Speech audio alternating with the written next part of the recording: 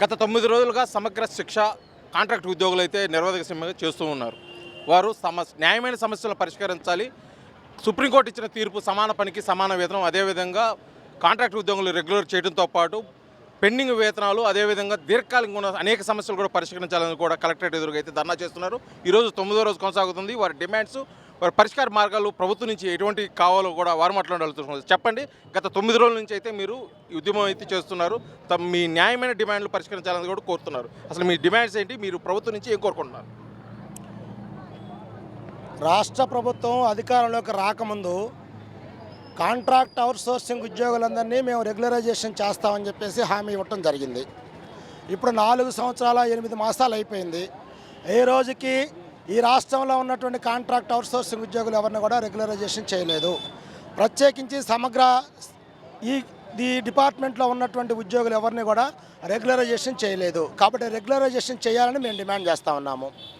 అలాగే ఈరోజు supreme court judgement ప్రకారం ఏదైనా ఒక రంగంలో, అది ఉపాధ్యాయ రంగం కావచ్చు, లేదనుకుంటే ఎలక్ట్రిసిటీ కావచ్చు, లేదా ఇంకా రంగం ఏ రంగమైనా కావచ్చు, ఒకే రకమైన పని చేస్తుంటే ఒకే రకమైన వేతనాలు, అలవెన్స్లు ఇవ్వాలి.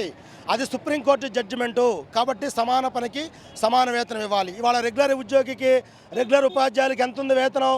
అలాగే ఈరోజు ఈ డిపార్ట్మెంట్లో ఉన్నటువంటి కాంట్రాక్ట్ అవుట్సోర్సింగ్ ఉద్యోగులకి 12,000, 15,000, 18,000 రకరకాల కేటగిరీలు పెట్టారు. అందువల్ల మేము ఈరోజు డిమాండ్ చేస్తూ ఉంది, సుప్రీంకోర్టు జడ్జిమెంట్ మీరు అమలు జరపండి. ఈలోపు హెచ్ఆర్ పాలసీ ఇవ్వండి, ఉద్యోగ భద్రత కల్పించండి, ఈ న్యాయమైన కోరికల పరిష్కారం చేయమని చెప్పి కాళ్ళు అరిగేలాగా గత 4.5 సంవత్సరాలుగా రాష్ట్ర ప్రభుత్వానికి అనేక సార్లు విజ్ఞప్తి చేసిన పెడచెవిన పెట్టిన నందువలన ఈ రోజున మేము గత 9 రోజుల నుంచి నిరవధిక సమ్మెకి పూనుకోవటం జరిగింది. ఉద్యోగులు చేస్తున్నటువంటి పోరాటానికి సిఐటి తరఫున సంపూర్ణ మద్దతుని ప్రకటిస్తూ ఉన్నాము.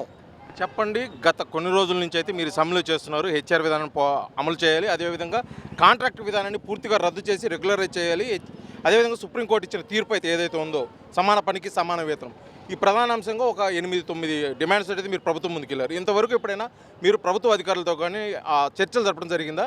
చర్చలు జరిపితే వాళ్ళు ఏ విధమైన సమాధానం చేయలేదు? గత 4 సంవత్సరాల 10 నెలల నుంచి మరి ఇప్పటి వరకు అనేక మంది మంత్రులకు, ఎమ్మెల్యేలకు వినతిపత్రాలు మా యొక్క సమస్యల గురించి ఇవ్వడం జరిగింది. అయితే ఈ ప్రభుత్వం వారు గత ఈ 4 సంవత్సరాల 10 నెలల నుంచి కమిటీలతో కాలయాపన చేసి మా యొక్క సమస్యలు పరిష్కరించలేదు.